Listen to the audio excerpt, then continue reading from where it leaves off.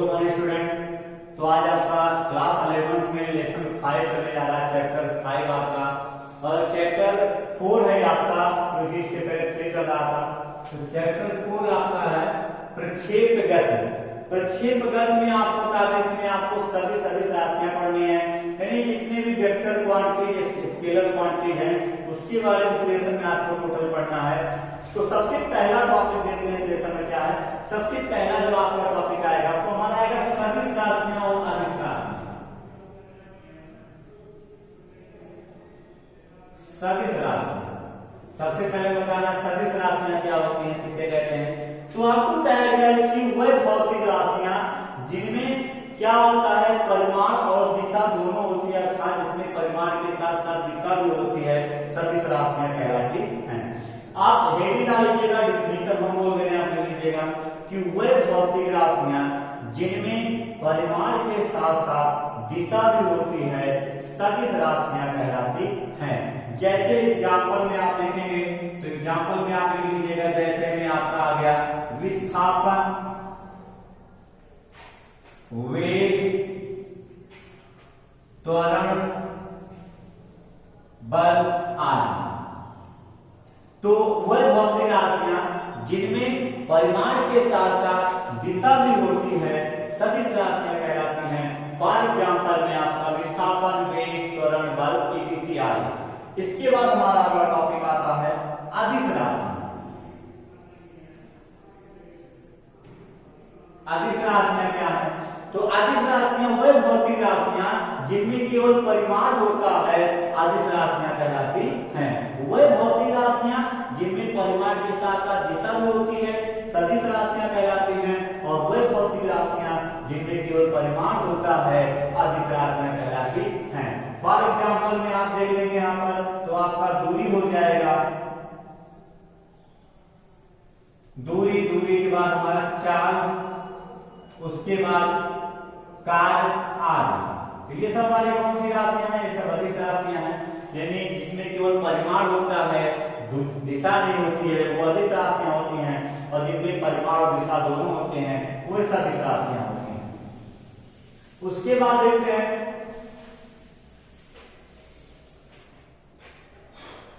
फिर हमारा आता है, इसके बाद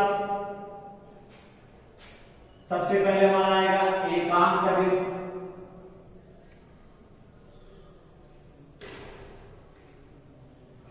तो एकांक सदिश किसे कहते हैं, ये हमें बताना है। तो एकांक सदिश का मतलब होता है कि वह सदिश जिसका परिमाण हमारा क्या होता है, आपका इकाई सदिश भी बोल सकते हैं कि वह सदिश जिसका परिमाण आपका 1 होता है, उसे हम क्या बोलते हैं, एकांक सदिश बोलते हैं। एकांक सदिश का मतलब हो गया कि वह सदिश जिसका परिमाण आपका 1 होता है, एकांक सदिश कहलाते हैं। आप क्या लिखेंगे, आप हेडिंग डाल लीजिएगा। हेडिंग डालने के बाद आप बता रहे हैं कैसे लिखेंगे कि वह सदिश जिनका परिमाण 1 होता है, एकांक सदिश कहलाते हैं। अब उसके बाद हम मान लें इसका फार्मूला क्या होता है, फार्मूला आप देखिए।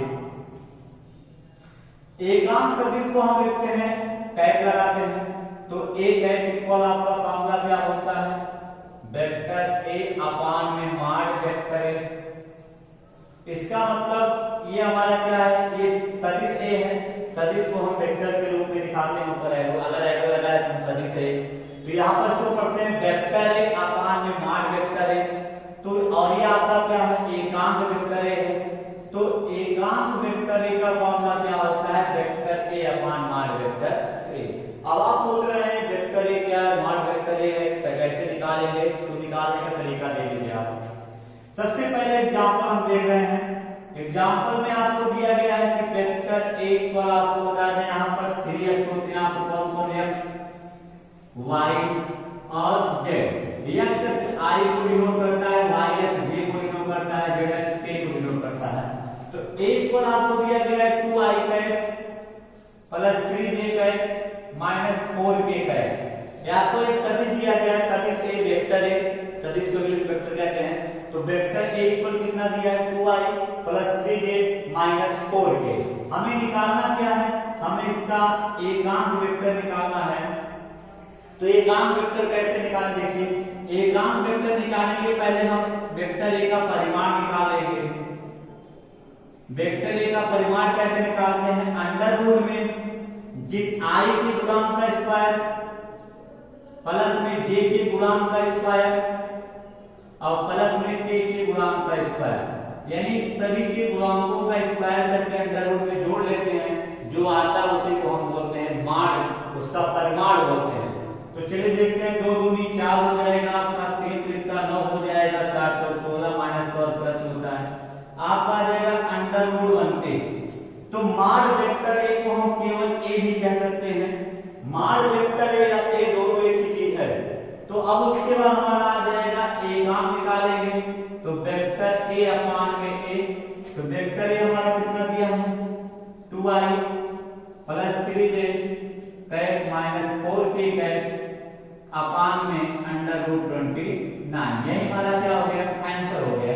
अब तो शायद क्लियर हो गया होगा, आपको एक एग्जांपल और बता रहे हैं। इसके बाद देखिए इसको आप नोट डाउन कर लीजिएगा। सेकंड एग्जांपल आपको बता रहे हैं, आपको दिया गया है vector A equal I minus J plus 5k, I minus J plus 5k। हमसे कह रहा है एकांक वेक्टर निकालिए, तो एकांक निकालने के लिए पहले हम माड निकालेंगे। माड कैसे निकालते हैं, आप होता है अंडर रूट में आई का गुणांक 1 है तो 1 का स्क्वायर, जे का गुणांक -1 है तो -1 का स्क्वायर, के का गुणांक 5 है तो 5 का स्क्वायर।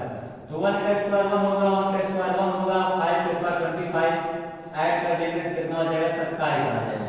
जैसे ही आपको माड ए या ए एक ही चीज है, निकला तो हम काम निकाल लेंगे कि ए का इक्वल यानी एकांक वेक्टर इक्वल क्या हो जाएगा वेक्टर ए अपान ए।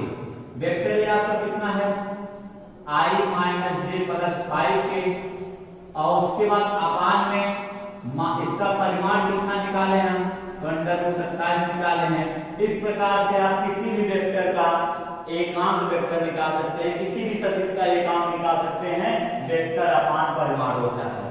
तो परिमाण निकालने के लिए क्या बता दिए, सदिश के सबके गुणांकों का स्क्वायर करके जोड़ लेते हैं, जो आता है उसी से दिए गए सदिश को भाग कर दीजिए, वही आपका एकांक वेक्टर हो जाता है। एकांक वेक्टर के बाद हमारा आता है एकांक सदिश के बाद आपका आएगा शून्य सदिश।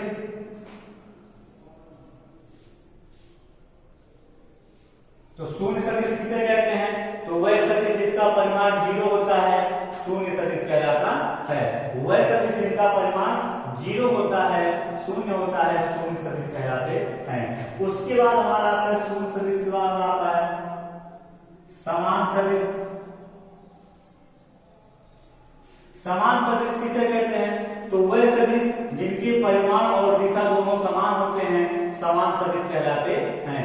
वह सदिश जिनके परिमाण और दिशा दोनों समान होते हैं समान सदिश कहलाते हैं। ठीक है, आप समझा दे रहे हैं। डिफिनीशन लिखने के बाद आप फिगर बना लीजिएगा कि आपका सदिश वेक्टर ए है, ये आपका सदिश ए है और ये आपका क्या है सदिश बी है। हम क्या देख रहे हैं कि सदिश ए और सदिश बी दोनों की दिशा समान है, एक ही दिशा में दोनों है, और दोनों की लंबाई मतलब परिमाण हो गया, ये भी समान है। तो इसका मतलब ये हमारे क्या है समान सदिश है। कहने का मतलब कि वे सदिश जिनके परिमाण और दिशा दोनों समान होती है समान सदिश कहलाते हैं। वह सदिश जिनकी परिमाण और दिशा दोनों समान होती है समान सदिश कहलाते हैं। इसके बाद अगला हमारा टॉपिक आएगा विपरीत सदिश। विपरीत सदिश क्या है, विपरीत सदिश में आपका होता है वह सदिश जिनके परिमाण समान और दिशा विपरीत होती है।